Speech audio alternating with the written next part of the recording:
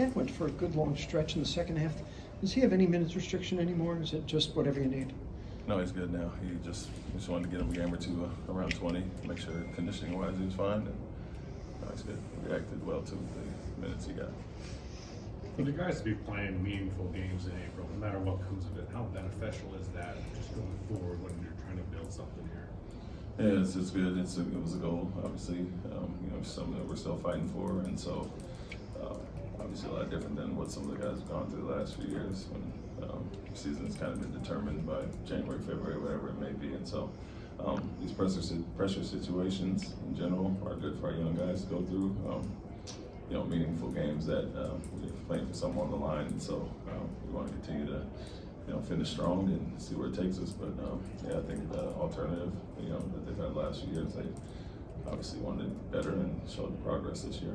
Is that primarily what you learn in these moments, is just how to handle the pressure, how to handle these type of games?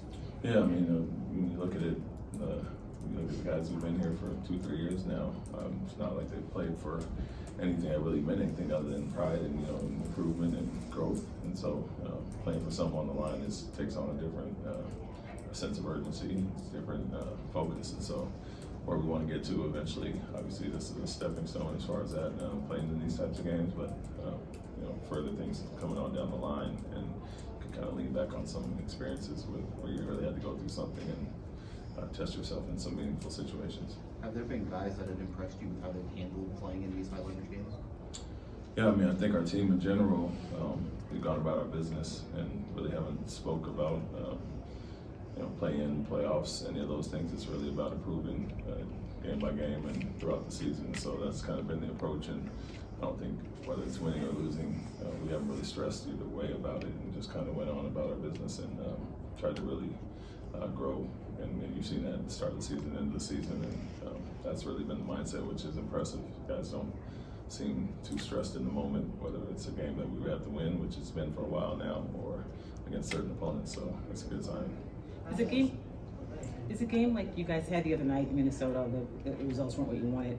You see the fight and come back from that, kind of a testament to the growth just from this year in this team. Yeah, I've seen that all year with our guys. I mean, whether we are winning or in a close game or get down with a large deficit, we've for the most part fought our way back and stole some of those games and then fought our way back in them. And so you can't really knock shots going down or not. If you're getting the right looks and to continue to play defense and guard and get your way back into it and give yourself a chance is improvement in and of itself. And so I think our guys have done that all year and kind of shown that. But we do what we do as far as guarding and taking the right shots, making the right plays, and when shots fall, you have a better result. But when they don't, we can still fight our way back in and rely on defense and some of the things to grind our way back into games.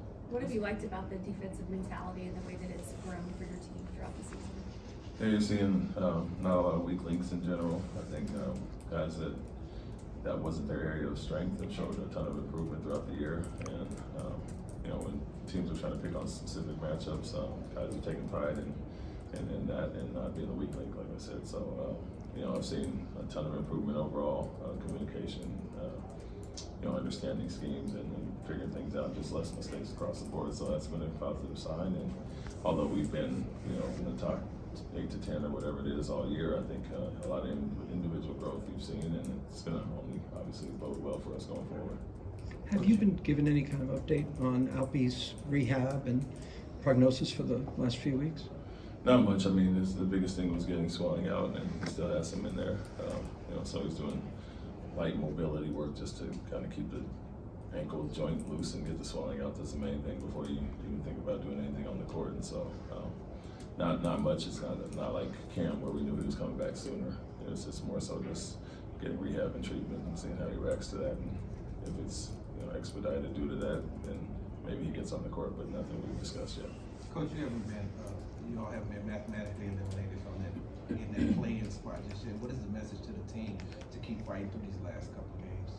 And we made a run to get ourselves in position, and obviously due to some of the losses we had early in the season, other teams have to help us now. So you don't love that position, but every game is needed. So not just the streak we went on, but the Dallas, the Minnesota, those are big games as well. And then obviously playing the team that's right in front of you. almost takes on 2 games, and so really have to buckle down tonight, and we'll start with tonight and then worry about Miami tomorrow. But every game in front of us is the most important, and so we would like to have one of the Dallas or Minnesota games and keep that momentum going. But we got to get back to it with 7 games left. The team's 2 games in front of you, a lot can happen, and so we got to do our part tonight to make that happen. You've had in guard some of the better players in the league. You had him guarding Luka in the Dallas game before he got the 2 early fouls. Is the plan tonight to have him primarily on Curry, or just kind of depends on who's on the court around him? Yeah, I mean, we have specific matchups we like. Switching on to Curry, we'll be switching a ton, so it's more so, if you have him on Curry, maybe not guarding as much with all the small actions that they run. So figuring that out, what works best, who to switch on to Curry, and he'll get a piece of that, no doubt. But I think we'll rotate quite a few guys that will give different looks, and Dylan will be on him some, Melman will be on him some, Fred will be on him some. Do you change it all? I mean, you had LP the first few times that you played them, so does it change it all now that you don't have him today? From a Defensive standpoint?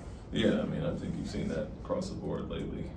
We can switch a lot more, be a little more non-traditional in what we're trying to do, and get a little more creative scheme-wise, matchup-wise, who we put guys on. And so, you've seen Dylan Guard and Wembanyama and Chet Holmgren and some of those guys, so that takes away some actions from teams. And obviously, with Alperen out, it hurts us offensively in some ways, but defensively gives us more freedom to do some things.